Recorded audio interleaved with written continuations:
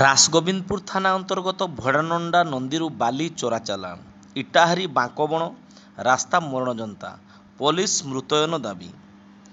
ମୟୂରଭଞ୍ଜ ଜିଲ୍ଲାର ଲଘୁ ଖଣିଜ ଦ୍ରବ୍ୟର ଉତ୍ତୋଳନ ଉପରେ ରୋକ୍ ଲଗାଇଛି ନ୍ୟାସନାଲ ଗ୍ରୀନ୍ ଟ୍ରିବ୍ୟୁନାଲ। ଯେଉଁଥିପାଇଁ ଲଘୁ ଖଣିଜ ଦ୍ରବ୍ୟର ବେଆଇନ ଉତ୍ତୋଳନ ସହ ଚୋରା ଚାଲାଣରେ ସମ୍ପୃକ୍ତ ଥିବା ମାଫିଆଙ୍କୁ ନିଜସ୍ୱ ପ୍ରଚେଷ୍ଟାରେ ବିଭାଗୀୟ ଅଧିକାରୀଙ୍କ ସହ ଭିତିରି ସୋଲାସୁତୁରା ଚଳାଇ ମାଲମାଲ ହୋଇ ଆସୁଥିଲେ। ହେଲେ ଏନ୍ଜିଟି ଛାଟ ଯୋଗୁଁ ଜିଲ୍ଲାର ବିଭିନ୍ନ ସ୍ଥାନରେ ଚୋରା ଚାଲାଣ ଅନେକଟା ନିୟନ୍ତ୍ରଣରେ ଥିବାବେଳେ ରାସଗୋବିନ୍ଦପୁର ଥାନା ଅଞ୍ଚଳର ବିଭିନ୍ନ ସ୍ଥାନରୁ ଲଘୁ ଖଣିଜ ଦ୍ରବ୍ୟର ବେଆଇନ ଉତ୍ତୋଳନ ସହ ଚୋରା ଚାଲାଣ ରୋକିବାରେ ବିଫଳ ହୋଇଛି ପୋଲିସ ଓ ମାଇନିଂ ବିଭାଗ। ଏମିତିକି ଡେଙ୍ଗାନାଳିଆ ନଳଗଜା ପଞ୍ଚାୟତର ରଙ୍ଗାମାଟିଆ ଓ ଦେଶୁଳ ପଞ୍ଚାୟତରେ ସୁବର୍ଣ୍ଣରେଖା କେନାଲ ଖୋଳା ହୋଇ ପାର୍ଶ୍ୱରେ ଜମା ଥିବା ମୁରୁମକୁ ମଧ୍ୟ ଛାଡ଼ୁନାହାନ୍ତି ଲଘୁ ଖଣିଜ ଦ୍ରବ୍ୟ ଚୋରା ଚାଲାଣକାରୀ ମାଫିଆମାନେ। ରାତିରେ ରାସଗୋବିନ୍ଦପୁର ଥାନା ଅଧୀନରେ ଥିବା ଇଟାହାରୀ ରାସ୍ତାରେ ଆସି ବାଙ୍କବଣ ଠାରେ ବାହାରି ପଡ଼ୋଶୀ ଜିଲ୍ଲାକୁ ଡମ୍ପର ଏବଂ ହାଇୱାରେ ଓଭରଲୋଡ୍ ହୋଇ ବେଆଇନ ଭାବେ ଚୋରାଚାଲାଣ ହେଉଥିବାର ଅଭିଯୋଗ ହୋଇଛି। ସେହିପରି ପୋଲିସକୁ ଚମକାଇ ଦେଇ କ୍ଷମତାଠାରୁ ଅଧିକ ବୋଝେଇ ହୋଇ ପ୍ରତି ରାତିରେ ଶହ ଶହ ଡମ୍ପର ହାଇୱାରେ ଇଟାହାରୀ ରାସ୍ତା ଆସି ବାଙ୍କବଣଠାରେ OSSH 61 ମୁଖ୍ୟ ରାସ୍ତାକୁ ଉଠି ବାହାରକୁ ରପ୍ତାନି ହେଉଥିବା ଅଭିଯୋଗ ହେଉଛି। ଏହା ଫଳରେ ଇଟାହାରୀ ବାଙ୍କବଣ ରାସ୍ତାଟି ଏବେ ମରଣଜନ୍ତାରେ ପରିଣତ ହୋଇଥିବାର ଅଭିଯୋଗ କରିଛନ୍ତି ବୁଦ୍ଧିଜୀବୀ।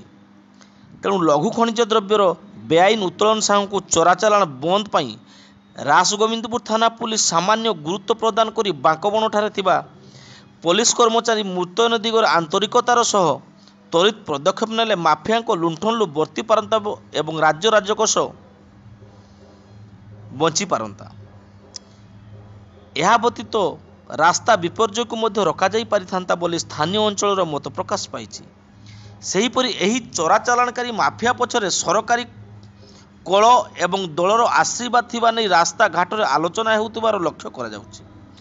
ମୁରୁମ ସହିତ ରାସଗୋବିନ୍ଦପୁର ଥାନା ତହସିଲ ଅଧୀନରେ ଥିବା ଜମ୍ଭିରା ନଦୀ ବିଭିନ୍ନ ଘାଟରୁ ବେଆଇନ ଭାବେ ବାଲି ଉତ୍ତୋଳନ ସହ ଚୋରାଚାଲାଣ ଚାଲିଥିବାର ଦେଖିବାକୁ ମିଳୁଛି। ତେବେ ଆଜି ଭଡ଼ାନଣ୍ଡା ନଦୀ ଘାଟରୁ ବେଆଇନ ବେଧଡ଼କ ବାଲି ଉତ୍ତୋଳନ ହେଉଥିବାର ଦେଖିବାକୁ ମିଳିଛି।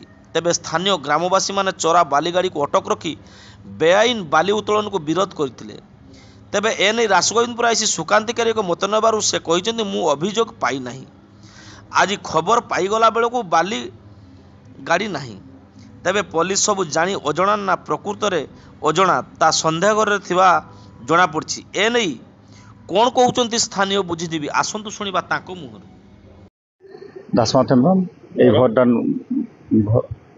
ଘରଟା ହେଉଛି ଭଡ଼ାନଣ୍ଡା।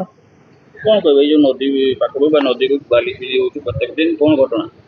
ସାର୍ ଏଇଟା ତ ଆମେ ପ୍ରତ୍ୟେକ ଦିନଟା ତ ଲିଜ୍ ନିଆ ହୁଏ। ଏବେ ତ ଲିଜ୍ ତ ବନ୍ଦ ଅଛି। ତ ତା ପୂର୍ବରୁ ଏମାନେ ବି ଏମିତି ଉଠେଇ ନେଇଯାଉଛନ୍ତି ବାଲି ଗୁଡ଼ାକ ନେଇଯାଉଛି। ଆମେ ତ ଜାଣିପାରୁନା, ଆମେ ଚାଲିଛୁ ସେ ଯେଉଁ ଷ୍ଟକ୍ ବାଲି ଗୁଡ଼ା ନେଉଥିବେ। ତେଣୁ ଏମାନେ ସାର୍ ସେ ଯେଉଁ ପୁଡ଼ିଆ ଜାଗା ଗୁଡ଼ାକ କାଟିକି ନେଇଯାଉଛନ୍ତି, ପୁରା ଗହିରା କରିଦେଉଛନ୍ତି। ଗୋରୁ ଗାଈ ବି ଆମର ଚରି ପାରନ୍ତି। ଆମର ତ ଜାଗା ନାହିଁ, ନଦୀ କୁଡ଼ିଆ ଲୋକ ଆଉ ସବୁ ଜାଗା ଗୁଡ଼ାକ ଖଣା କରିଦେଉଛନ୍ତି। ଆଉ ଏବେ ତ ପରମିସନ୍ ନାହିଁ ବାଲି ଉଠାଇବା ପାଇଁ, କିନ୍ତୁ ଏମାନେ ଉଠିକି ନେଉଛନ୍ତି, ଚୋର ବେପାର କରୁଛନ୍ତି। ଆଉ ସ୍ଥାନୀୟ ପ୍ରଶାସନ କ'ଣ ଜାଣିପାରୁନି ନା ଆପଣ ଜଣାଇନାହାନ୍ତି? ସେମାନେ ଗୋଟେ ସଲାସୁତୁରା ଅଛନ୍ତି ସେଇଟା ସାର୍ ଆମେ ସେଇଟା ଜଣେଇନି। ସେଇଟା ଆମେ ଥର ଏମିତି ଆମେ ବି ବନ୍ଦ କରୁଥିଲୁ ଏମିତି। ତେବେ ବି ମାନେ ହଁ କଲେ ନା ନବାନି କହିକି ନା ପୁଣି ଚଲେଇଛ ଭିତରେ ଆଉ କ'ଣ ଦାବି କରିଥିବେ? ଆମେ କିଛି ଦାବି ନେଉଛୁ। ଆମେ କହୁଛେ ଯେ ବାଲି ପୁରା ବନ୍ଦ କର, ଆଉ ନିଅନି, ଏଇ ପୁଡ଼ିଆ ଗୁଡ଼ା ତୁମେ ତାଡ଼ନି। ନିୟମ ଅନୁସାରେ ନଦୀ ଭିତରୁ ନିଅନ୍ତୁ, ସେ ନିୟମ ଅନୁଯାୟୀ, ଆଉ ପୁଡ଼ିଆ ଗୁଡ଼ା ତାଡ଼ନି। ଆମେ ମନା କରୁଥାଏ। କହିଲେ ହଁ ତାର ଆଉ ତାଡ଼ିବାନି। ହଁ ସାର୍ ହେଇଗଲାଣି ମାସେ ଖଣ୍ଡେ ହେଇଗଲାଣି, ଏମିତି ଚାଲିଛି। ହଁ। ଆପଣଙ୍କ ନାଁ କହିବେ? ମୋ ନାଁ ହେଉଛି ଗୋପାଳ ହାଁସଦା, ଏ ଗାଁର ବାସିନ୍ଦା ଭରଡାନଣ୍ଡାରୁ। କ'ଣ ଅଭିଯୋଗ କ'ଣ? ଅଭିଯୋଗ ହେଉଛି ସାର୍, ଆପଣ ଦେଖୁଛନ୍ତି ଗାଡ଼ି ଡେଲି ସକାଳୁ 4ଟାରୁ 8ଟା ପର୍ଯ୍ୟନ୍ତ ଡେଲି ପଶୁଛି। ମାନେ ଯେଉଁ ଟ୍ରାକ୍ଟର ସିଏ ବାଲି ନେବା କଥା ସିଏ ନଦୀରୁ ବାଲି ନେଉନାହିଁ, ବାଲି ନେଉଛି ପଡ଼ିଆରୁ। ତେଣୁକରି ଆମ ଗାଈ ଗୋରୁ ପିଲାର ଖେଳ ପଡ଼ିଆ ଆପଣ ଦେଖିପାରିବେ, କ୍ୟାମେରା ଟିକେ ଫୋକସ୍ କରିବେ, ପୁରା ଏଠି ସଫା କରିଦେଲେ। ଆଉ ତଳ ଆଡ଼େ ଯଦି ଆପଣ ଦେଖିବେ ପୁରା ଖାଲ କରିଦେଇଛନ୍ତି। ଟ୍ରିବ୍ୟୁନାଲ ଏବେ ତ ବନ୍ଦ କରିଛି, ବାଲି ଏବେ ଚାଲାଣ ବନ୍ଦ ଅଛି। ଆଜ୍ଞା ଗାଁ କଣ ବିରୋଧ କରିନାହାନ୍ତି କି ଆପଣ? ଆମେ ବିରୋଧ ଆଗରୁ ବି କରିଛୁ, ମନା ବି କରିଥିଲୁ, କିନ୍ତୁ ଏମାନେ ଶୁଣୁନାହିଁ। ପ୍ରଶାସନକୁ ସ୍ଥାନୀୟ ପୁଲିସକୁ ଜଣାଇଛନ୍ତି? ନା, ପୁଲିସକୁ ଜଣେଇ ନାହିଁ। କି ପଦକ୍ଷେପ ନେଉଛନ୍ତି? ପୁଲିସ ଏନା ପର୍ଯ୍ୟନ୍ତ ତାଙ୍କର ଦେଖା ବି ନାହିଁ ଯେ ପାଟ୍ରୋଲିଂ କରିବା ଥରେ ଥରେ ସେଟା ବି ତାଙ୍କର ନୁହେଁ ଏନା କଣ ପର୍ଯ୍ୟନ୍ତ। ଭାବୁଛନ୍ତି, ପୁଲିସ ସେଟିଂ ଅଛି? ତାଙ୍କର ଥିବେ ଯଦି ଭିତରିଆ।